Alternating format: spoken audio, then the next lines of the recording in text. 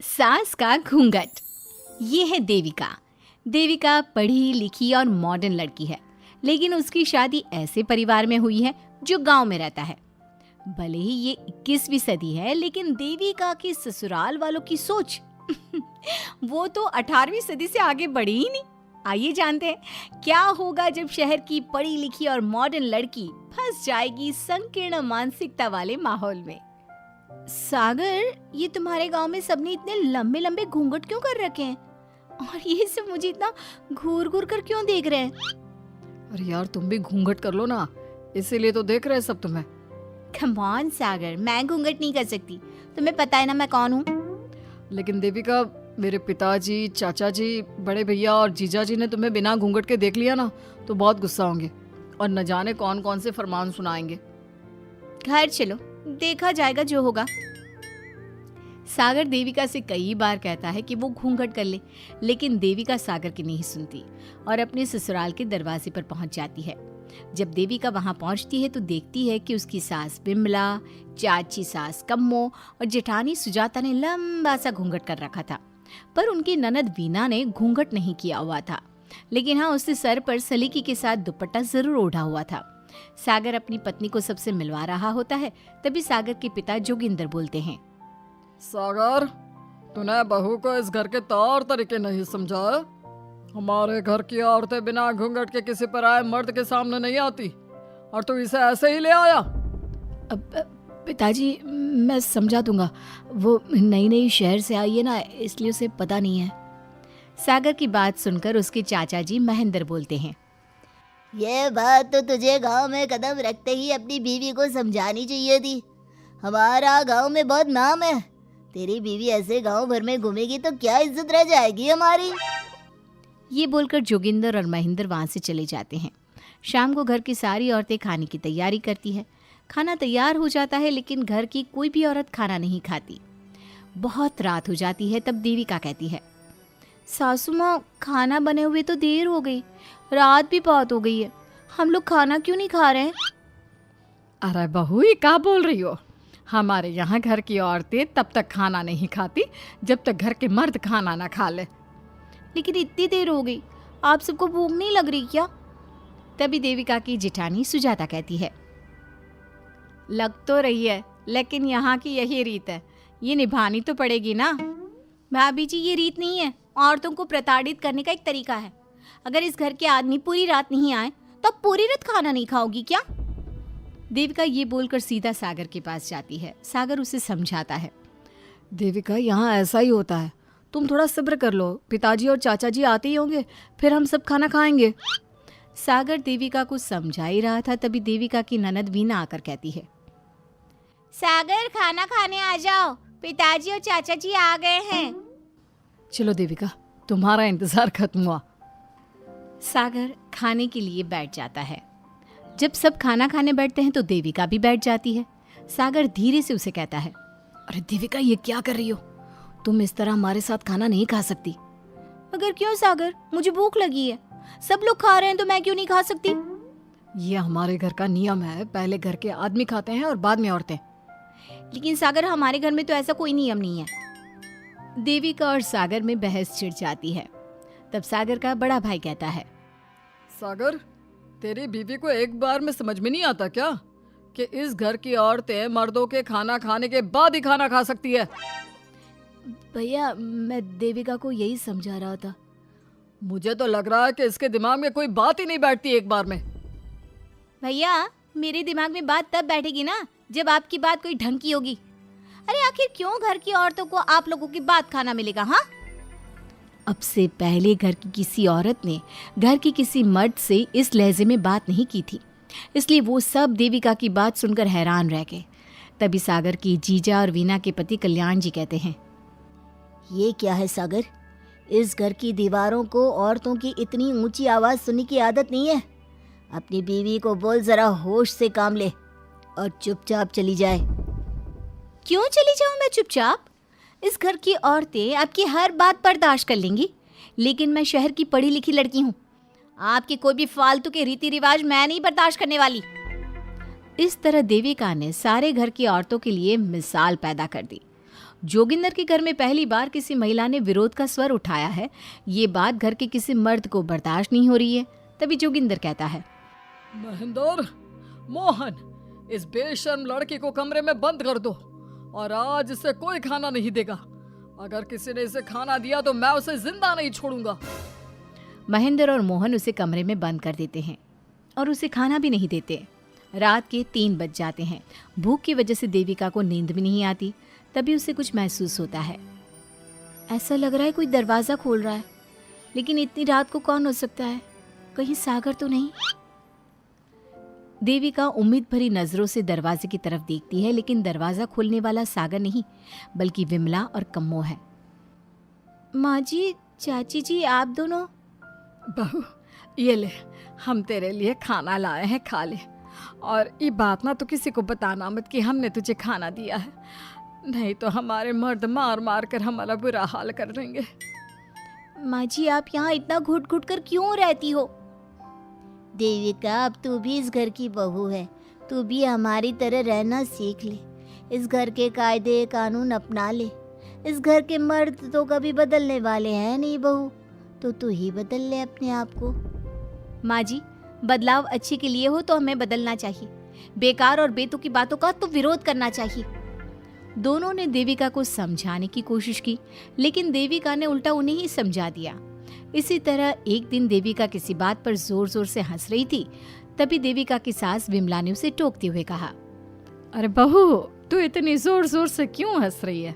हमारे घर की औरत इतनी जोर जोर से नहीं हंसती। विमला अपनी बहू को समझा रही थी कि तभी महेंद्र बोलता है, अरे कम्मो, कौन है ये औरत जो बेशर्मों की तरह जोर जोर से हंस रही है? तभी कम्मो और देविका बाहर आ जाती हैं। जी जी जी, वो मैं हंस रही थी चाचा जी, अब आप लोग हंसने पर भी पाबंदी लगाओगे क्या?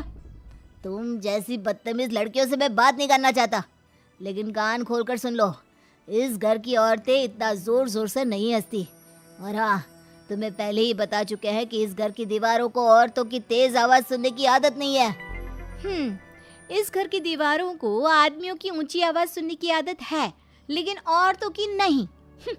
चाचा जी, आपके घर की दीवारें तो बहुत दोगली है। हर पाबंदी औरतों के लिए क्यों चाचा जी? औरतें ये नहीं कर सकती, औरतें वो नहीं कर सकती। औरतें सांस ले सकती है या उस पर भी पाबंदी है? चुप हो जाना बहू, मत बोल और घूंघट कर ले। ये तेरे चाचा ससुर है, थोड़ा तो लिहाज कर। कम्मो के समझाने पर भी देविका चुप नहीं होती। वो महेंद्र से ऐसे ऐसे सवाल पूछती है जिनका जवाब उसके पास होता ही नहीं। महेंद्र गुस्से से सागर को आवाज़ देता है। महेंद्र की आवाज़ सुनकर घर के सभी आदमी बाहर आ जाते हैं। जी जी चाचा जी, आपने बुलाया? अपनी मुंह जोर बीवी को यहाँ से ले जाने तो कुछ अनर्थ हो जाएगा। क्या हुआ चाचा जी? तेरी बीवी जिस तरह से मुझसे बात कर रही है, छोटे बड़े की तमीज नहीं है इसे। कम से कम 7 दिन तक ये कमरे से बाहर नहीं निकलनी चाहिए। अगर इसे मैंने कमरे से बाहर देख लिया तो किसी की खैर नहीं, समझे? पर मैंने कुछ गलत नहीं बोला। सागर, जो सच है मैंने वही कहा है। देविका, चलो मेरे साथ। लेकिन सागर, मेरी बात तो सुनो। सागर देविका को वहां से ले जाता है। इसी तरह से कई दिन बीत गए। अब देविका अपने ससुराल में हर गलत बात का विरोध करने लगी, लेकिन जितना ज्यादा वो विरोध करती, उसके ससुराल वाले उस पर उतना ही ज्यादा अत्याचार करते। अब देखना यह है कि देविका अपने ससुराल वालों के अत्याचार को यूं ही सहती रहे। सास का घूंघट पार्ट 2। पिछले अंक में हमने देखा कि देविका अपने ससुराल में हर गलत बात का विरोध करती, तो उसकी वजह से देविका पर उसके ससुराल वाले बहुत अत्याचार करने लगे। एक दिन देविका ने सचिन से कहा, सचिन, मैं तुम्हारे घर में नहीं रह सकती। तुम मुझे आज ही मेरे घर शहर भेज दो। मैं अपने मम्मी पापा के पास रहूंगी। क्यों देविका, तुम शहर क्यों जाना चाहती हो? यहाँ तुम्हें किस बात की परेशानी है? किस बात की परेशानी नहीं है सचिन? तुम्हारे घर के आदमी औरतों के साथ जानवरों जैसा व्यवहार करते हैं। मैं ऐसे माहौल में नहीं रह सकती। देखो देविका, तुम्हें यहीं रहना होगा। तुम्हारी शादी मुझसे हो गई है, अब मैं तुम्हारा पति हूँ और यही तुम्हारा घर है। अच्छा, तो तुम्हें याद है कि मैं तुम्हारी पत्नी हूँ? जब तुम्हारे पिताजी और चाचा जी मुझे एक हफ्ते के लिए कमरे में बंद कर देते हैं, तब तुम्हें क्यों याद नहीं आता कि जो औरत कमरे में बंद है वो तुम्हारी पत्नी है? जब तुम्हारे जीजाजी और भाई मुझसे बदतमीजी से बात करते हैं, मुझे खाने के लिए कुछ नहीं देते, तब भी तुम्हें याद नहीं आता कि मैं तुम्हारी पत्नी हूँ? देखो देविका, तुम बेकार की बातें मत करो। तुम यहाँ ढंग से रहोगी, सबकी बात मानोगी तो कोई तुम्हें कुछ नहीं कहेगा।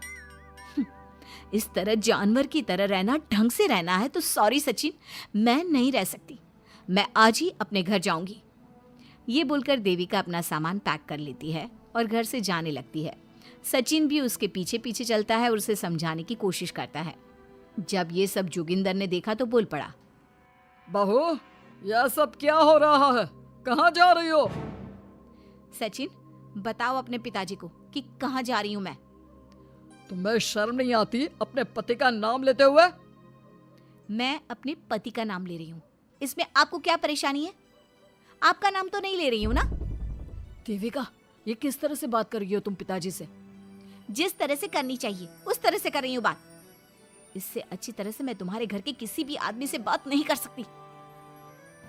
तीनों की बात सुनकर घर के बाकी लोग भी वहां आ जाते हैं। तभी जोगिंदर कहता है, हमारे घर की औरतें अपने मर्दों का नाम नहीं लेती। तुम्हारे शहर में होता होगा, लेकिन हमारे यहाँ पर ऐसा कुछ नहीं होता। बहू, सचिन तुम्हारा पति है, तुम उसका नाम मत लिया करो। तुम अपने पति का नाम लेने की जगह ए जी, ओ जी, सुनो जी कहा करो। पति ना परमेश्वर होता है। तो परमेश्वर का तो हम नाम लेते हैं। क्यों माँ जी, क्या आप अपने इष्ट देव का नाम नहीं लेती? माँ जी, ये सब इन पुरुषों के बनाए तौर तरीके हैं, औरतों को दबाने के लिए। ये बेशर्म लड़की ऐसा नहीं सुधरेगी। ये हमारे घर की औरतों को भड़का रही है। सचिन, तुम इसे चुप कराओगे या फिर मैं करूं? नहीं नहीं पिताजी, मैं अभी समझा देता हूँ। चलो देविका अंदर। और कितना तमाशा बनाओगी मेरा? सचिन, मैं अंदर नहीं बाहर जाऊंगी। अब मैं यहाँ नहीं रह सकती। देविका की बात सुनकर महेंद्र कहता है, भाई साहब, ये लड़की इस घर से और गांव से बाहर ना जानी चाहिए, नहीं तो हमारे घर और गांव की औरतें भी ऐसी ही हरकतें करेंगी। वो भी मर्दों के खिलाफ बगावत करेंगी। और मैं भी देखती हूँ कि मुझे घर से बाहर जाने से कौन रोकता है। बहू, इनसे बहस करने का कोई फायदा नहीं, तुम अंदर चलो। इस गांव के मर्दों के अंदर बहुत अहंकार भरा हुआ है। देविका किसी की बात नहीं सुनती और अपना सामान उठाकर घर से बाहर जाने लगती है। तभी वहां मोहन और कल्याण आते हैं। कल्याण देविका के हाथ में से उसका सूटकेस छीन लेता है और मोहन देविका को जोरदार थप्पड़ मारता है। देविका का सर दीवार में लगता है और वो बेहोश हो जाती है। देविका, देविका तुम ठीक तो हो? भैया, आपकी हिम्मत कैसे हुई मेरी पत्नी पर हाथ उठाने की?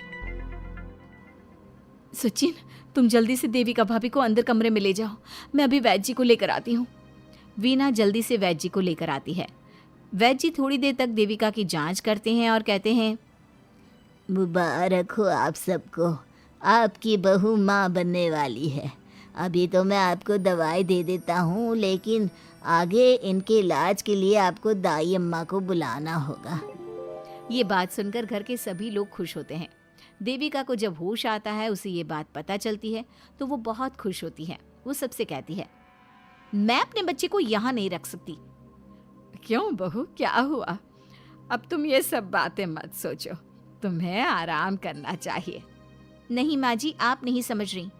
अगर मेरा बेटा हुआ तो इस घर के मर्दों की तरह अहंकारी और औरतों पर जुल्म करने वाला बनेगा, और अगर मेरी बेटी हुई तो वो जानवरों की तरह जुल्म सहने वाली बनेगी, और दोनों ही अनपढ़ रहेंगी।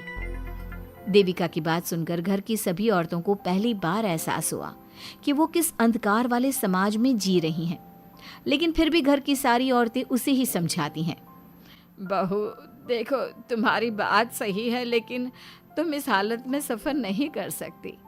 हाँ बहू, तुम यहीं रहो, अपना और अपने बच्चे का ख्याल रखो। देखो ना देविका भाभी, हमें बिल्कुल भी पढ़ना लिखना नहीं आता, अपना नाम भी नहीं लिख पाते, तो आप मुझे थोड़ा पढ़ा दीजिए ना। देविका, तुम्हारी बातें सुनकर पहली बार हमें एहसास हुआ है कि कैसे माहौल में हम जी रहे हैं। तुमने हमारे अंदर उम्मीद की नई रोशनी पैदा की है। यहाँ से मत जाओ तुम। देविका ने घर की औरतों की बात सुनी तो उसका दिल पसीज गया। उसने गांव में ही रहने का फैसला लिया। वो अपने घर की औरतों को रोज पढ़ाती, उन्हें अपने अधिकारों के बारे में, देश के बारे में बताती। इसी तरह कई दिन बीत गए और एक दिन सुजाता ने सचिन से कहा, सचिन, देविका की तबीयत ठीक नहीं, तुम जल्दी जाकर दाई अम्मा को बुला लाओ ना। भाभी, दाई अम्मा क्या कर लेंगी? आप किसी डॉक्टर को बुला लो, मेरी तबीयत ठीक नहीं है। देविका, गांव के लोग डॉक्टर पर भरोसा नहीं करते। दाई अम्मा बरसों से ये काम कर रही है, वो तुम्हें ठीक कर देगी। सचिन, तुम्हारे घर वाले अनपढ़ हैं, तुम तो पढ़े लिखे हो ना, देख नहीं रहे मेरी हालत क्या हो रही है। तभी तो बोल रहा हूँ, समय बर्बाद मत करो, मैं अभी आता हूँ। सचिन दाई अम्मा को बुलाकर ले आता है। दाई अम्मा घरेलू नुस्खों से देविका का इलाज तो कर देती है। कुछ समय के लिए उसकी हालत भी स्थिर हो जाती है, लेकिन वो पूरी तरह से ठीक नहीं होती। फिर देविका सचिन से कहती है, सचिन, मुझे समझ में नहीं आ रहा तुम मुझे डॉक्टर के पास क्यों नहीं ले जा रहे। मैं माँ बनने वाली हूँ और मुझे ये भी नहीं पता कि मेरा हेमोग्लोबिन कितना है। दाई अम्मा कर रही है ना तुम्हारा इलाज। लेकिन दाई अम्मा को कुछ समझ में नहीं आ रहा कि मेरे साथ क्या हो रहा है। अगर देखो तुम मुझे नहीं लेकर गए ना तो मैं खुद ही चली जाऊंगी। अगले दिन देविका की तबीयत दोबारा बिगड़ जाती है और दाई अम्मा के किसी भी नुस्खे से वो ठीक नहीं हो रही थी। देविका ने सारी हिम्मत जुटाई और वो अकेले ही डॉक्टर के पास जाने लगी। उसे देखकर मोहन कहता है, बहू, इस हालत में कहाँ जा रही हो? आप लोगों के भरोसे रही ना तो आप लोग मुझे मार ही डालोगे। डॉक्टर के पास जा रही हूँ मैं। बहू, तेरा दिमाग तो ठिकाने पर है। हमारे घर की औरतें मर्दों से इलाज नहीं कराती। हे भगवान, इन जाहिल लोगों को मैं कैसे समझाऊं? डॉक्टर औरतें भी होती हैं। बहू, तो हमें पागल मत बना, हमने तो कभी कोई महिला डॉक्टर नहीं देखी। तू झूठ बोलकर निकलना चाहती है ना? इस गांव की सरहद से आप लोग कभी बाहर नहीं गए ना, इसलिए आप लोगों को नहीं पता कि महिलाएं डॉक्टर के अलावा क्या क्या है। ए लड़की, तुझसे तमीज से बात कर रहे हैं तो तू ज्यादा हवा में मत उड़। बोला ना एक बार, चल अंदर जा। चाचा जी, मैं अंदर नहीं जाऊंगी, डॉक्टर के पास जाऊंगी। मेरा इलाज सिर्फ डॉक्टर ही कर सकता है। ये बोलकर देविका घर से निकल रही थी कि तभी जोगिंदर ने उसे कमरे में ले जाकर बेड पर जोर से धक्का दे दिया, जिसकी वजह से देविका के पेट में चोट लग गई और वो दर्द की वजह से जोर जोर से चिल्लाने लगी। ये देखकर घर की सारी औरतें देविका को संभालने लगी। देविका, हिम्मत रखो, सब ठीक हो जाएगा। देविका भाभी, आप ठीक हो ना? माँ, कुछ करिए ना, भाभी की तबीयत बहुत खराब हो रही है। लेकिन मैं क्या कर सकती हूँ? भाभी, कुछ तो करो, कहीं बहू को कुछ हो ना जाए। उधर जोगिंदर मेन गेट पर बड़ा सा ताला लगा देता है और कहता है, आज के बाद इस घर से कोई भी औरत बाहर नहीं निकलेगी। देविका का बच्चा भी इसी घर में होगा, ये जिंदा रहे या मर जाए। जोगिंदर की बात सुनकर सभी औरतें बाहर आती हैं। जब विमला को इस बात का एहसास हो जाता है कि जोगिंदर देविका को डॉक्टर के पास किसी कीमत पर नहीं जाने देगा, तब विमला पहली बार अपना घूंघट उठाकर तेज आवाज में कहती है, मैं भी देखती हूँ देविका को डॉक्टर के पास जाने से कौन रोकता है। आज देविका डॉक्टर के पास जाकर रहेगी। देविका की सास का घूंघट आखिरकार उतर ही गया। घर के आदमियों ने पहली बार विमला का ये रूप देखा था और उसकी तेज आवाज पहली बार सुनी थी। क्या विमला अपनी बहू की जान बचा पाएगी या जोगिंदर अपनी पत्नी की आवाज भी दबा देगा? ये जानने के लिए हमारे अगले एपिसोड का इंतजार कीजिए और हमें कमेंट में ये भी बताइए कि घर की औरतों को आगे क्या कदम उठाना चाहिए। सास का घूंघट पार्ट 3। अब तक हमने देखा कि देविका की हालत बहुत नाजुक है, लेकिन घर के आदमी उसे डॉक्टर के पास नहीं जाने दे रहे हैं और जोगिंदर ने घर के मेन गेट पर बहुत बड़ा ताला लगा दिया है। लेकिन देविका की सास विमला पहली बार घूंघट उठाकर समाज के बनाए नियम का उल्लंघन करती है और देविका की जान बचाने की कोशिश में जुट जाती है। मैं भी देखती हूँ मेरी बहू को डॉक्टर के पास जाने से कौन रोकता है। देखो सचिन के बापू, दरवाजे की चाबी दे दो मुझे। तुम्हारा दिमाग ठिकाने पर है? पहले सर पर पल्लू रखो और अंदर जाओ। आज तक मैंने आपका हर गलत फैसला सर झुकाकर स्वीकार कर लिया, लेकिन आज मैं आपकी एक बात नहीं सुनूंगी। मुझे मेरी बहू की किसी भी कीमत पर जान बचानी है। मुझे चाबी दे दीजिए। पिताजी, माँ ठीक बोल रही है, चाबी दे दीजिए ना, नहीं तो देविका नहीं बचेगी। देविका मरती है तो मर जाए, लेकिन यह दरवाज़ा नहीं खुलेगा। तुम सारी औरतों को इस देविका नाम की बीमारी ने पागल कर दिया है, और इस बीमारी का अच्छी तरह से इलाज करना आता है मुझे। वीना बेटी, सुजाता बहू, जाओ अंदर से देविका को लेकर आओ। विमला ये बोलकर अपने पति के हाथ से चाबी छीन लेती है। तभी महेंद्र विमला का हाथ पकड़कर चाबी विमला से छीन लेता है। भाभी, घर के मर्दों से टक्कर लेकर आप अच्छा नहीं कर रही हो। ये इस घर के संस्कार नहीं है। महेंद्र की बात सुनकर कम्मू अपने पति के हाथ से चाबी छीनकर कहती है, इस घर के संस्कार क्या है हम अच्छी तरह से जान गए हैं। आज इस घर का दरवाज़ा खुलकर रहेगा और देविका डॉक्टर के पास जाकर रहेगी। भाभी, ये लो दरवाज़ा खोलो। विमला ताला खोल देती है। तभी वीना और सुजाता देविका को लेकर आ जाती हैं। घर की सारी औरतें देविका को लेकर घर से जा रही होती है कि तभी सुजाता का पति मोहन उससे कहता है, सुजाता, तुम देविका को लेकर इस घर से निकल तो रही हो, लेकिन याद रखना, अगर तुमने एक कदम भी बाहर निकाला तो वापस इस घर में मत आना। मैं देविका के साथ अस्पताल भी जाऊंगी और वापस इस घर में भी आऊंगी।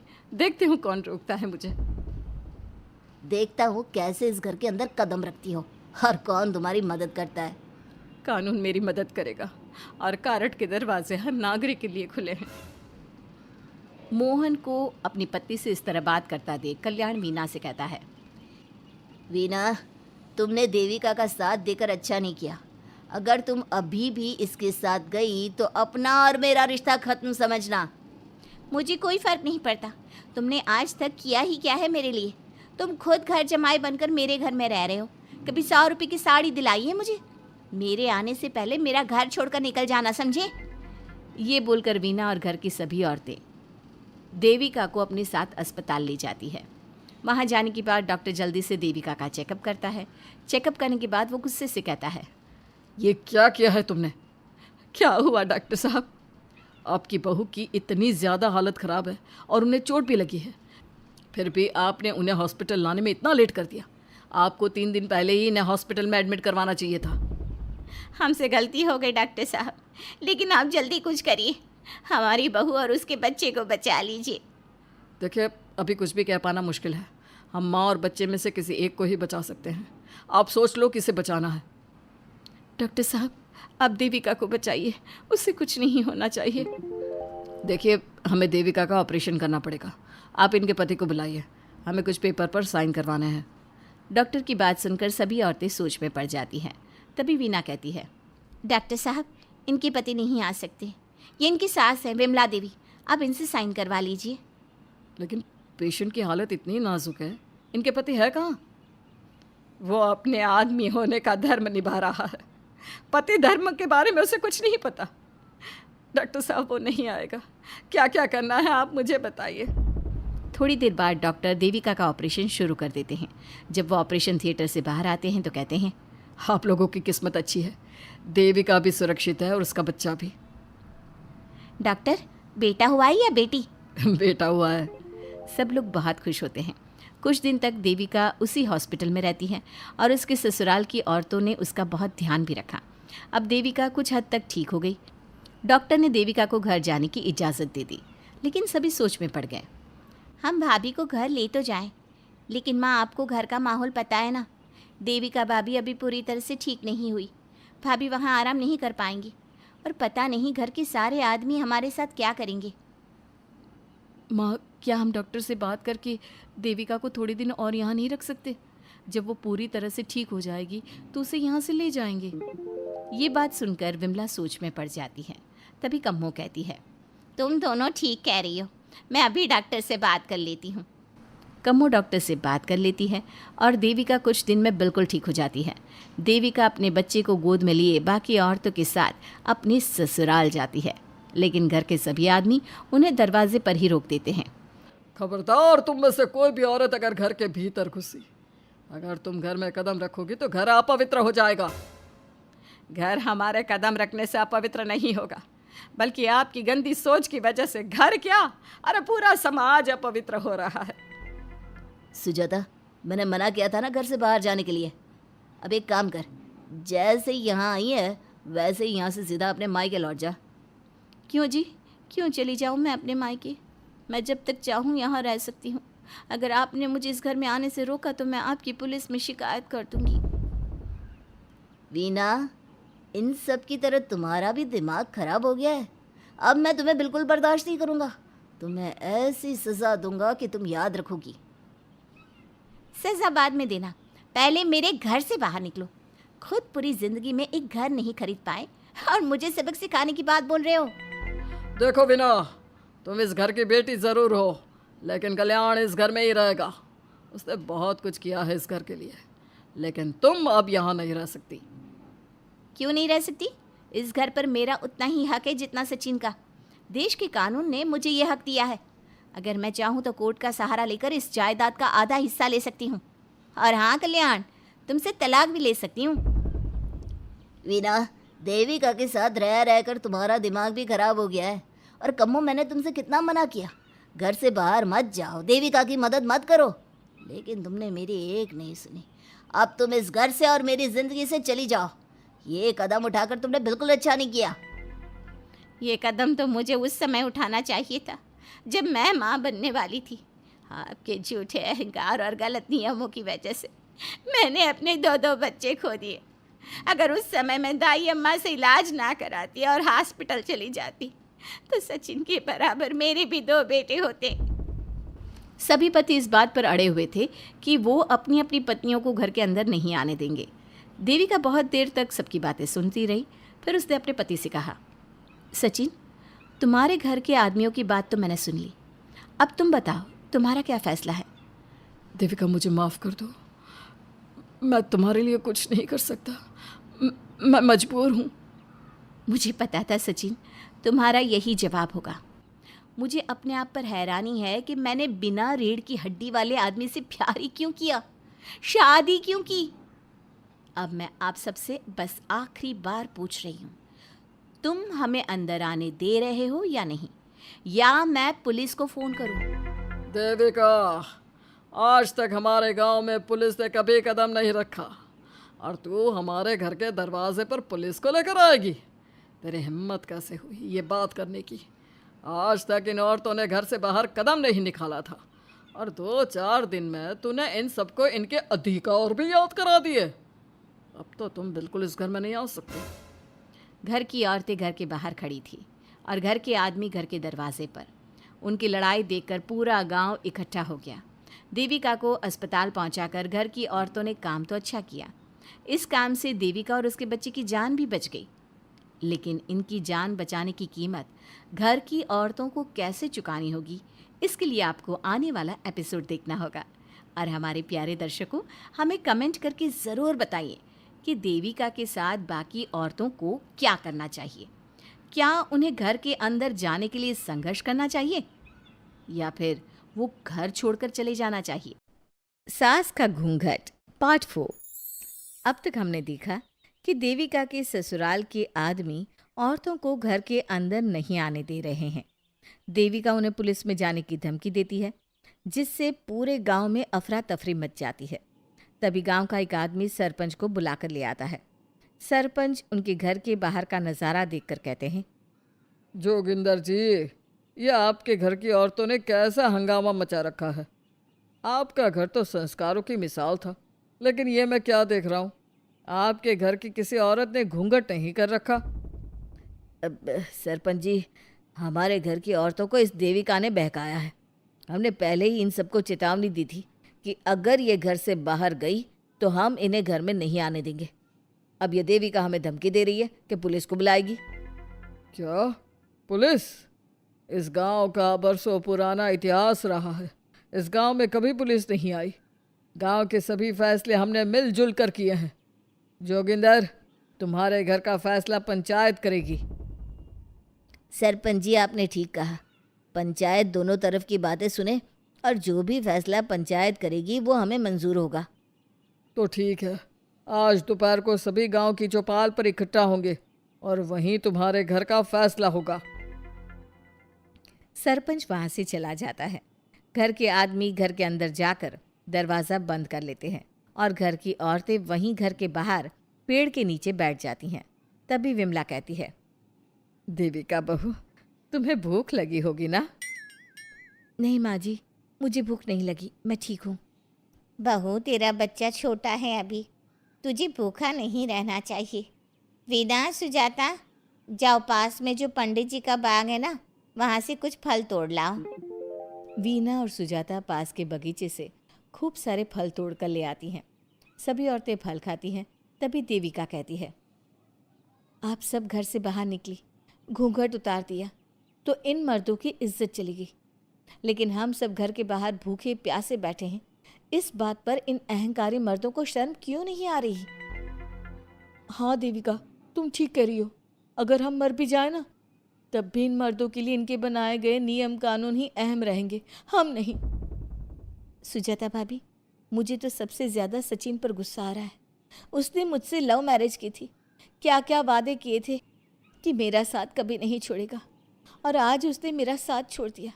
अपने बच्चे को एक बार भी नहीं देखा उसने। देविका, वो शुरू से ही ना डरपोक रहा है, लेकिन इन सारी बातों को छोड़ो। मुझे तो इस बात की चिंता हो रही है कि पंचायत में न जाने क्या फैसला होगा। पता नहीं वो इंसाफ करेंगे भी या नहीं।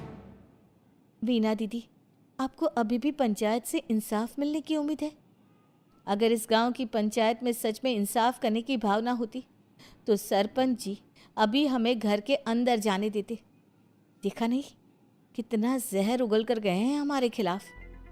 तो बहू, अब हम क्या करेंगे? पंचायत तो हमारे खिलाफ ही फैसला सुनाएगी। पहले तो हम अपनी सारी बातें रखेंगे। अगर ये लोग नहीं माने तो आपको वही करना होगा जो मैं कहूँगी। लेकिन एक बात आप याद रखना, किसी भी सूरत में हम झुकेंगे नहीं, क्योंकि हम सही हैं। देविका सभी औरतों को समझा रही थी, तभी वहाँ एक गांव वाला आता है। आप सभी को पंचायत में बुलाया है। उस गांव वाले की बात सुनकर सभी औरतें पंचायत में पहुंचती हैं। वो देखती हैं कि उस पंचायत में सारा गांव इकट्ठा हो गया है। बहुत सारी औरतें लंबे लंबे घूंघट करके वहां आई हुई हैं। तभी पंचायत की कार्यवाही शुरू की गई और घर के आदमियों से पूछा गया कि वो घर की औरतों को घर में क्यों नहीं रखना चाहते। हमारे घर की औरतें ना तो घूंघट उतारती है और ना ही किसी डॉक्टर से इलाज करवाती है, और हमारे मना करने के बाद भी इन सब ने घर से बाहर कदम रखा, हमसे ऊंची आवाज़ में बात की।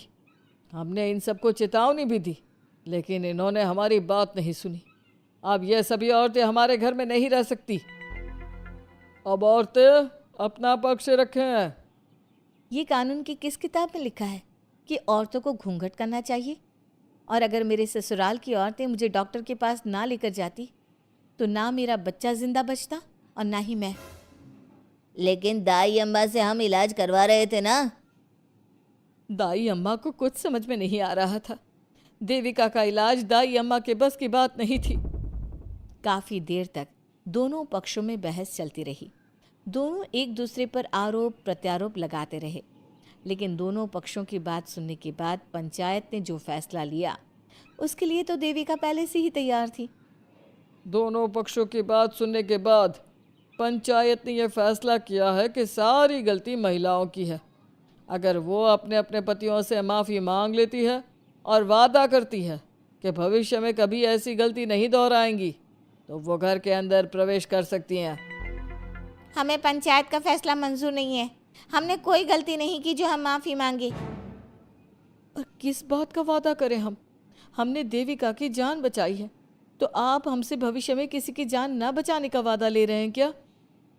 अगर तुम्हें पंचायत का फैसला मंजूर नहीं है तो तुम सबको घर में नहीं, पुरानी हवेली में रहना होगा, जो अब खंडहर बन चुकी है।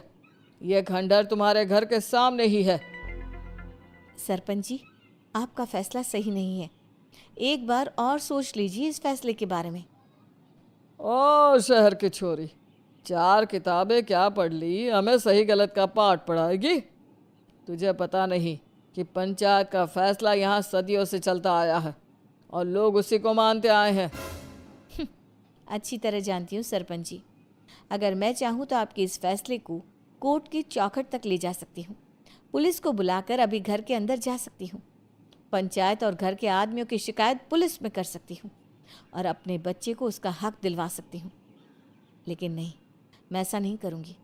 मैं उसी खंडहर में रहूँगी और इस गांव के आदमियों को दिखा दूँगी कि औरत खंडहर को भी महल बना सकती है।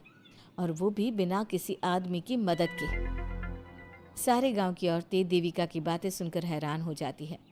उनका जीवन घूंघट और घर के चार दीवारी के बीच में ही था। कोई औरत अपने हक के लिए पंचायत से भी टकरा सकती है, ये बात उन्होंने पहली बार सुनी थी। अब देविका घर की औरतों के साथ खंडहर में चली जाती है। माँ जी, ये खंडहर तो काफी पुराना है। भाभी, खंडहर पुराने ही होते हैं। मुझे तो डरावना भी लग रहा है।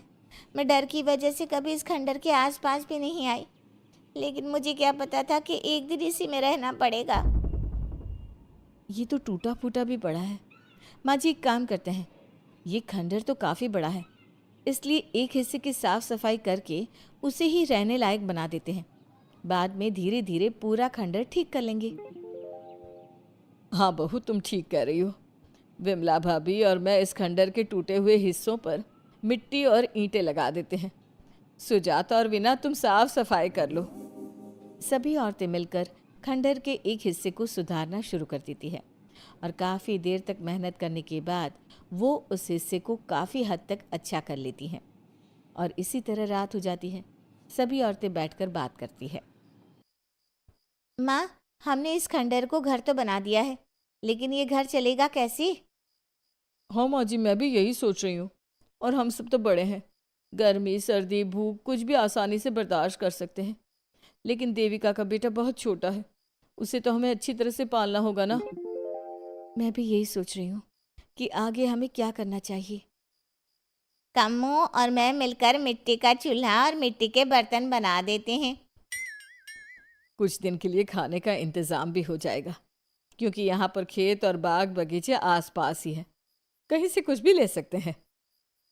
पहले आप मुझे ये बताइए कि आप सब लोगों को आता क्या है? मतलब कोई ऐसा काम जिसका आपको शौक हो, जो आपने बचपन से किया हो। बहू, तेरे दिमाग में चल क्या रहा है? माँ जी, बहुत कुछ चल रहा है। बस अब हमारा सारा ध्यान इस बात पर होना चाहिए कि हम अपने लिए अच्छे से अच्छा क्या काम कर सकते हैं। आप सब हिम्मत से और समझदारी से काम लो, फिर देखना हम इस खंडहर को भी महल बना देंगे। इसके लिए सबसे पहले हमें आत्मनिर्भर बनना होगा। देविका सभी को समझा रही थी, तभी उसका बेटा रोने लगा। उसने अपने बेटे को गोद में उठाया और उसे चुप कराने लगी। अब देविका के सामने सबसे बड़ी चुनौती थी कि वो किस तरह से ससुराल की औरतों को आत्मनिर्भर बनाए और किस तरह से अपना घर चलाए। हमारे प्यारे दर्शकों, अब आप बताइए, देविका और घर की सभी औरतों ने अपने पतियों से माफी ना मांगकर सही किया या गलत? क्या उनका खंडहर में रहने का फैसला सही था? अब देविका को क्या कदम उठाना चाहिए, हमें कमेंट में ज़रूर बताना। हमारी कहानी को लाइक, शेयर और चैनल को सब्सक्राइब करना मत भूलना। सास का घूंघट पार्ट 5। अब तक हमने देखा कि पंचायत के फैसले के अनुसार घर की सारी औरतें खंडहर में रह रही है। अब देविका के सामने सबसे बड़ी चुनौती ये है कि घर की औरतों को आत्मनिर्भर कैसे बनाया जाए। देविका ये सब सोच ही रही थी कि तभी उसकी नज़र मिट्टी के बर्तनों पर गई। अरे, ये इतने सुंदर सुंदर मिट्टी के बर्तन किसने बनाए हैं? ये बर्तन तो माँ जी और चाची जी ने बनाए हैं। अरे वाह, इतने सुंदर बर्तन तो मैंने आज तक नहीं देखे। माँ जी, चाची जी, आपने ये कहाँ से सीखा? अरे बहू, ये तो हम बचपन से बनाते आ रहे हैं। ये स्टील, पीतल और कांच के बर्तन तो अब चले हैं, पहले तो मिट्टी के बर्तन में ही लोग खाना खाते थे। ठीक है, तो हम दोबारा से मिट्टी के बर्तनों में लोगों को खाना खाना सिखाएंगे। वीना दीदी और सुजाता भाभी, आप दोनों बताओ, आप दोनों को क्या क्या आता है? मुझे तो खाना अच्छा बनाना आता है, बस खाना बनाने के अलावा मैंने कभी कुछ किया ही नहीं। और वीना दीदी, आप बताओ, आपको क्या क्या आता है?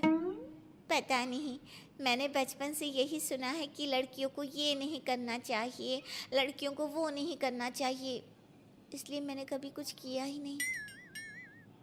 देविका, वीना को सिलाई, कढ़ाई और बुनाई बहुत अच्छी आती है। हाँ, आती तो है, लेकिन बहुत अच्छी नहीं। बहुत अच्छी भी आ जाएगी। अब देविका और बाकी सभी औरतें गांव में सबके घर जाती हैं और गांव की सभी औरतों से मिलकर कहती हैं, भाभी जी, अगर आपको अपने या अपने घर वालों के लिए कपड़े सिलवाने हो तो आप मुझसे ही सिलवाना। बहन जी, मिट्टी का चूल्हा, बर्तन या मटका बनवाना हो तो मुझसे ही बनवाना। मैं और विमला दीदी आपके घर के सारे बर्तन बना देंगे। भाभी, आप कभी किसी काम में व्यस्त हो और खाना ना बना पाओ ना, तो आप मुझे बता देना, मैं आपके घर के लिए खाना बना दूंगी। वो क्या है ना, आप तो सारा दिन खेतों में काम करती हो और कभी कभी खाना भी नहीं बना पाती होंगी, इसलिए। इस तरह घर की औरतें जी जान से अपने अपने कामों में लग जाती है। धीरे धीरे उनका काम बढ़ जाता है और वो अपने खंडहर को ठीक करने में लग जाती हैं। वहीं दूसरी ओर घर के सारे आदमी घर का काम संभाल नहीं पा रहे थे। अरे भाई कल्याण, चाय तो पिला दे, जमाना हो गया अच्छी चाय पिए हुए। आप भी ना घर के दामाद से क्या क्या काम करवाते हैं। अभी लाता हूँ चाय। कल्याण, तुम दामाद नहीं बेटे हो, इसलिए इस घर के सुख दुख, घर के काम और बाहर के कामों में तुम्हारा सहयोग तो होना ही चाहिए ना। इतने में कल्याण चाय बनाकर ले आता है। जैसे ही सचिन चाय पीता है तो उसके मुंह से चाय निकल जाती है। जीजा जी, ये क्या बनाया है, इतनी कड़वी चाय? इससे अच्छा तो करेले का जूस होता है। देख सचिन भाई, मैं तो ऐसी ही चाय बनाता हूँ, पीनी है तो पी, नहीं पीनी है तो अपने आप बना ले। मैं खाना बनाने जा रहा हूँ और अकेला नहीं बना सकता, आप में से कोई मेरी मदद करो। सचिन मेरी चाय की बुराई कर रहे थे ना, तुम जाओ अब खाना बनाओ। सचिन और मोहन दोनों खाना बनाने में लग जाते हैं। मोहन भिंडी काटकर कढ़ाई में छोड़ देता है और उसमें पानी डाल देता है। आपने भिंडी में पानी क्यों डाला? शायद पानी नहीं डलता, पता नहीं, लेकिन माँ ने कभी भिंडी में पानी नहीं डाला था। लेकिन बिना पानी के भिंडी बनेगी कैसे, मतलब गलेगी कैसे? बिना पानी के बनाएंगे तो चिपक नहीं जाएगी कढ़ाई से? पता नहीं, चलो देखते हैं कैसे बनती है भिंडी। भैया कितने दिन हो गए ना अच्छा खाना खाए हुए। खाना तो सुजाता बनाती है, इतना मज़ेदार खाना कोई और बना ही नहीं पाता। सचिन और मोहन खाना तैयार करके ले आए। सभी आदमी खाना खाने लगे। खाना बना तो बहुत बुरा था, लेकिन किसी ने बिना कुछ कहे खाना खा लिया। तभी जोगिंदर ने कहा, घर की हालत कितनी बुरी हो रही है, जगह जगह जाले लगे हैं। 2 दिन से तो किसी ने झाड़ू भी नहीं लगाई घर की। हाँ, और घर में गंदे कपड़ों के ढेर लगे हैं। मेरे पास तो ये आखिरी कुर्ता ही बचा है पहनने के लिए। कल्याण, मोहन, तुम किसी नौकर को रख लो ना। हमने 1-2 लोगों से बात की थी नौकर के लिए, लेकिन कोई घर में काम करने के लिए तैयार ही नहीं है। गांव के सभी लोग खेतों में ही मजदूरी कर रहे हैं। घर के सभी आदमी घर के काम में लगे रहते हैं, तो वो अपने खेतों पर भी ध्यान नहीं दे पाते और उन्हें हर महीने आर्थिक रूप से नुकसान उठाना पड़ता है। धीरे धीरे उनके घर की हालत खराब होने लगती है। एक दिन कल्याण सबसे कहता है, घर को तो औरत ही संभाल सकती है, हमारे बस का नहीं है घर संभालना। हमें किसी तरह से उस सब को वापस इस घर में लाना ही होगा। अरे कल्याण बेटा, पंचायत का फैसला था कि औरतें हमसे माफ़ी मांगे, लेकिन उन्होंने माफ़ी नहीं मांगी। अब हम उन्हें बुलाने गए तो उल्टा हमें ही अपनी अपनी पत्नियों से माफ़ी मांगनी पड़ेगी। हमें कोई ऐसा रास्ता निकालना होगा कि वो मजबूर हो जाए हमारे पास आने के लिए। बापू, उन सभी ने अपने अपने काम शुरू कर दिए हैं, क्यों ना हम सबके काम में नुकसान कर दे, इससे वो मजबूर हो जाएंगे हमारे पास आने के लिए। भैया, ये कैसी बात कर रहे हो? इससे वो मजबूर नहीं होंगी बल्कि और भी ज़्यादा गुस्सा हो जाएंगी। मैं तो बोल रहा हूँ शराफत से जाकर माफ़ी मांग लेते हैं। मुझे यकीन है कोई माफ़ करे ना करे, माँ तो ज़रूर हमें माफ़ कर देंगी। नहीं सचिन, अगर हमने माफ़ी मांगी तो ये सारी औरतें हमारे सर पर चढ़कर नाचेंगी। हमें इनके सामने छोटा नहीं होना है। मोहन, कल्याण, तुम दोनों आज से ही काम शुरू कर दो। बस फिर क्या था, घर के सभी आदमी लग गए काम पर। मोहन और कल्याण रात को खंडहर में पहुंचे और उन्होंने सारे मिट्टी के बर्तन तोड़ दिए। उसके बाद वीना ने जो कपड़े तैयार करके रखे थे वो सारे कपड़े उन्होंने फाड़ दिए। सुबह जब घर की औरतों ने ये सब देखा तो परेशान हो गई। अरे, ये सारे बर्तन किसने तोड़ दिए? माँ, किसी ने मेरे सिले हुए कपड़े ही फाड़ दिए। ये हरकत कौन कर सकता है? और कौन करेगा भाभी, ये सब उन आदमियों की हरकत है। जब किसी तरह से हमें झुका नहीं पाए तो हमारे काम बिगाड़कर हमें परेशान कर रहे हैं। सभी औरतें दुगनी तेजी से काम में लग गई। उन्होंने दिन रात मेहनत की और उस खंडहर को महल की तरह बना दिया। उनके काम की तारीफ सुनकर दूर दूर के गांव से लोग आने लगे और उनसे अपना काम करवाने लगे। एक दिन सभी औरतें बैठकर खाना खा रही थी, तभी विमला ने देविका से कहा, देविका, हम कभी सोच भी नहीं सकते थे कि हम अपनी मेहनत से अपने लिए इतना बड़ा और इतना अच्छा घर बना लेंगे। देविका बहू, आज हमें इस बात का एहसास हो रहा है कि हम तो सिर्फ सांस ले रहे थे, जीना तो हमें तुमने सिखाया है। मुझे तो अब भी यकीन नहीं हो रहा कि मेरे पति की पहचान के अलावा भी मेरी कोई पहचान है। गांव के सब लोग मुझे सिर्फ मोहन की पत्नी के रूप में जानते थे, लेकिन अब सारा गांव मुझे जानता है। देविका, मैं कुछ ही दिन में इस गांव में एक अच्छा सा होटल खोल लूँगी। और मैं एक बुटीक खोलूँगी। मैं यहाँ गांव की लड़कियों के लिए एक स्कूल खोलना चाहती हूँ, यही मेरा सपना है। सभी औरतें खाना खाकर सो जाती है। रात बहुत ज़्यादा हो गई है, लेकिन देविका को नींद नहीं आ रही थी। तभी उसे किसी के कदमों की आवाज़ सुनाई दी। पहले तो देविका थोड़ी डर गई, लेकिन उसने हिम्मत करके उठकर देखा तो उसके सामने सचिन खड़ा था। सचिन, तुम यहाँ क्या कर रहे हो? कहीं तुम मेरा कोई नुकसान तो करने नहीं आए? मेरे पास तो किताबों के अलावा कुछ नहीं है, फाड़ना चाहो तो फाड़ सकते हो। देविका, मैं तुम्हारा कोई नुकसान करने नहीं आया हूँ, बस तुमसे माफ़ी मांगने आया हूँ। क्या? रात के अंधेरे में चोरों की तरह तुम मुझसे माफ़ी मांगने आए हो? प्लीज़ देविका, माँ और चाची को समझाओ कि वो बापू और चाचा जी से माफ़ी मांग ले और तुम सबको लेकर घर आ जाए। सचिन, तुम भी तो अपने बापू और चाचा को अपने साथ ला सकते थे ना, और माँ और चाची से माफ़ी मंगवा सकते थे ना। प्लीज़ देविका, मुझे माफ़ कर दो और घर चलो। कैसे माफ़ कर दूँ सचिन? तुमने मुझे मरने के लिए छोड़ दिया।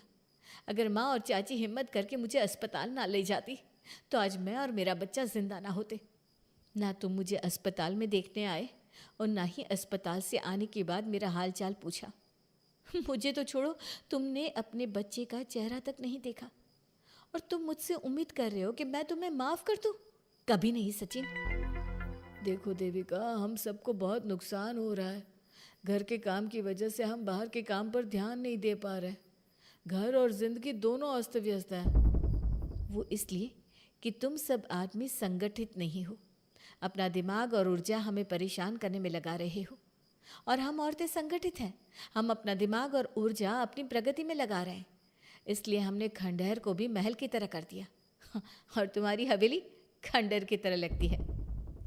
सचिन देविका से बार बार माफ़ी मांग रहा है। क्या सचिन को अपनी गलती का सच में पछतावा है, या फिर ये घर के आदमियों की कोई नई चाल है? ये जानने के लिए आपको हमारे आने वाले एपिसोड का इंतज़ार करना होगा। और हाँ, कमेंट करके हमें ये भी ज़रूर बताइए कि क्या देविका को सचिन को माफ़ कर देना चाहिए? क्या उसे सब कुछ भूल कर सचिन के साथ अपना घर बसाना चाहिए, या फिर सचिन को भूल जाना चाहिए? सास का घूंघट पार्ट 6। अब तक हमने देखा कि रात के अंधेरे में चुपके से सचिन देविका से माफी मांगने जाता है, लेकिन देविका कहती है, सचिन, मेरे लिए सबसे बड़ी चीज मेरा आत्मसम्मान है, इसलिए मैं तुम्हें माफ नहीं कर सकती। अब तुम यहां से जा सकते हो। देविका, एक बार मुझे मेरे बच्चे से तो मिलने दो। मैंने अभी तक उसे देखा भी नहीं है। कौन सा बच्चा सचिन? वही बच्चा जिसे तुमने और तुम्हारे बाप ने अपने घर के अंदर तक नहीं घुसने दिया। आज अचानक बच्चे की याद कैसे आ गई? देखो सचिन, चले जाओ यहां से। मेरे बच्चे के सामने और मेरे सामने फिर कभी मत आना। सचिन जब घर जाता है तो घर के सभी आदमी उसे डांटने लगते हैं। इतनी रात को कहाँ गया था सचिन? देविका से माफी मांगने। तुझे शर्म नहीं आई अपनी बीवी से माफी मांगते हुए? घर की इज्जत का कुछ ख्याल है कि नहीं? लेकिन चाचा जी, आखिर अपनी ही पत्नी से माफी मांगने में कैसी शर्म? लो जी लो, नवाबजादे पूछ रहे हैं कि कैसी शर्म। अरे मुझे अभी तक ये समझ में नहीं आता कि देविका तेरी पत्नी है या तू देविका की पत्नी है। जीजा जी, पति पत्नी एक समान होते हैं और माफी मांगने से कोई छोटा बड़ा नहीं होता। काश मैंने पहले अपनी पत्नी का साथ दिया होता। आज मैं आखिरी बार आपको समझा रहा हूं कि आप सब भी अपनी पत्नियों से माफी मांग लो। देविका ने तो मुझे माफ नहीं किया, शायद माँ, चाची, भाभी और दीदी ही आप सबको माफ कर दे। सचिन सभी को समझाने की बहुत कोशिश करता है, लेकिन कोई भी उसकी बात नहीं सुनता। वहीं दूसरी ओर सुजाता के हाथ का बना खाना सारे गांव में फेमस हो गया था, तो उसने एक बहुत अच्छा सा होटल खोल दिया। देविका, मैं चाहती हूँ मेरे होटल की सबसे पहली ग्राहक तुम ही हो, क्योंकि तुम्हारी वजह से ही आज मैं अपना खुद का होटल खोल पाई हूँ। क्यों नहीं भाभी, लेकिन भाभी आपको अब अपने होटल में ना सिर्फ इंडियन खाना बनाना है, बल्कि इटालियन, चाइनीज और फ्रेंच खाना भी बनाना होगा। सुजाता सभी औरतों को अपने होटल का खाना खिलाती है। खाना खाने के बाद कम्मो कहती है, अरे बहू, इतना अच्छा खाना तो मैं भी नहीं बना सकती। तू तो वो हो गई, क्या कहते हैं उसे? मास्टर शेफ चाची जी। हाँ, मास्टर शेफ। बहू, अब तेरा होटल चलेगा नहीं बल्कि दौड़ेगा। हाँ बहू, तूने सच में खाना बहुत स्वादिष्ट बनाया है। अब वीना बेटी, तुझे क्या करना है? अपना बुटीक कब खोलेगी? माँ कल ही कर देती हूँ। दुकान और सिलाई मशीनों का सारा काम हो गया है और वर्कर भी आ जाएंगे। तो ठीक है, फिर अच्छे काम के लिए देर नहीं करनी चाहिए। देविका, मैं चाहती हूँ कि मेरी दुकान का इनॉग्रेशन तुम करो। आखिर तुम्हारी वजह से तो मेरा बुटीक खुल रहा है। अगले दिन वीना भी अपना बुटीक खोल लेती है। उसका बुटीक भी चलने लगता है। माँ, आजकल ना कस्टमर ज़्यादा हो गए हैं। बुटीक में जो वर्कर है वो वर्कर कम पड़ रहे हैं। मुझे और वर्कर की ज़रूरत है। बेटी, गांव में तो तुझे कोई मिलने से रहा। अच्छे वर्कर तो शहर से ही मिलेंगे। हमें भी कुछ लोगों की ज़रूरत है जो हमारे बर्तन शहर ले जाकर बेच सके। देविका बहू, अब तू ही कुछ कर। ठीक है माँ जी, मैं अपने पापा से बात करती हूँ। वो अखबार में इश्तिहार दे देंगे तो कई वर्कर आ जाएंगे। कम्मो और विमला के बनाए बर्तन भी दूर दूर तक बिकने लगे। सभी औरतें देखते ही देखते बहुत फेमस हो गई। अब देविका ने गांव में अपना स्कूल भी खोल लिया। सभी गांव की लड़कियां स्कूल जाने लगी। एक दिन देविका ने सभी से कहा, माँ जी, मैंने स्कूल तो खोल लिया है और गांव की लगभग सारी लड़कियां भी आ रही हैं, लेकिन कल से आप सब भी आएंगी, गांव की सभी औरतों के साथ। देविका बहू, कैसी बात कर रही है तू? इस उम्र में हम स्कूल जाते हुए अच्छे लगेंगे क्या? माँ जी, पढ़ने की कोई उम्र नहीं होती और आप सबको मैंने कितना कुछ तो सिखा दिया है। अगर आप सब स्कूल पढ़ने आएंगी तो इससे गांव की सभी औरतों को हिम्मत मिलेगी। लेकिन बहू, अब हमें पढ़ने की क्या ज़रूरत? अब तो हम बूढ़े हो गए हैं। चाची जी, ज़रूरत है पढ़ने की, और पढ़ने की कोई उम्र नहीं होती। अब देविका लड़कियों को पढ़ाने के साथ साथ गांव की औरतों की शिक्षा पर भी ध्यान देने लगी। कुछ दिन में घर की सभी औरतों के बारे में राज्य के बड़े बड़े मंत्रियों को पता चला और वो सीधा उनके गांव उनसे मिलने पहुंचे। देविका जी, आपकी वजह से पूरे गांव का नाम रोशन हो गया है। जगह जगह आपके घर की सभी औरतों की तारीफ हो रही है। हाँ देविका जी, आप सभी के बारे में सुनकर हम अपने आप को रोक नहीं पाए और आपसे मिलने आ गए। देविका जी, हम आपको और आपके घर की सभी औरतों को सम्मानित करना चाहते हैं और आपके स्कूल के लिए डोनेशन भी देना चाहते हैं। इस तरह मंत्री और गांव के सभी लोग देविका के साथ साथ उसके घर की सभी औरतों को प्रतीक चिन्ह देकर, फूलों की माला पहनाकर और शॉल देकर सम्मानित करते हैं। इसके अलावा देविका के स्कूल के लिए भी बहुत पैसा देते हैं। जिस पंचायत ने देविका के खिलाफ फैसला सुनाया था, उस पंचायत को अपने फैसले पर आज पछतावा हो रहा था। उधर घर के आदमियों की हालत और भी खराब हो रही है। बापू, चाचा जी, अब सचिन ने आपको समझाया था कि सबसे माफ़ी मांग लेते हैं, तब आपने हमारी बात नहीं सुनी। अब देखिए, सभी का राज्य में कितना नाम हो रहा है। खुद मंत्री जी उनको सम्मानित करने आए हैं। बापू, मोहन और सचिन ठीक कह रहे हैं। हमारी हालत तो दिन पे दिन खराब होती जा रही है। ना तो हम घर का कोई काम कर पा रहे हैं और ना ही बाहर का। तुम लोग ज़रूरी बात सबसे आखिर में बताते हो। ये बात तुम लोग पहले भी तो बता सकते थे। भैया, हमें सबसे माफ़ी मांगनी चाहिए और सबको यहाँ बुला कर लाना चाहिए। ठीक है, तुम सब यही चाहते हो तो चलो, आज ही घर की सभी औरतों को घर ले आते हैं। घर के सभी आदमी चल देते हैं सभी औरतों से माफ़ी मांगने के लिए। जैसे ही वो औरतों के पास पहुंचते हैं सभी हैरान हो जाती हैं। कम्मो, ये सब यहाँ क्यों आए हैं? पता नहीं, लगता है आज फिर झगड़ा करने आए हैं हमसे। अगर आज कल्याण ने मुझे कुछ बोला तो इसे छोड़ूंगी नहीं मैं भी नहीं छोड़ूंगी मोहन जी को। ना इनका भरता बनाया तो मेरा नाम भी सुजाता नहीं। शांत रहो आप सब, देखने तो दो क्या कहते हैं। सभी आदमी अपनी अपनी पत्नियों से माफ़ी मांगते हुए कहते हैं, कम्मो, मुझे माफ़ कर दो, मैं तुम्हें घर ले जाने आया हूँ। तुम्हारे बिना घर बहुत सुना लगता है विमला, घर चलो। सुजाता, मैंने जो भी तुम्हारे साथ किया उसके लिए मैं बहुत शर्मिंदा हूँ। मुझे तुम्हारी और तुम्हारे हाथ के बने खाने की बहुत याद आती है। तुम मेरे साथ घर चलोगी ना?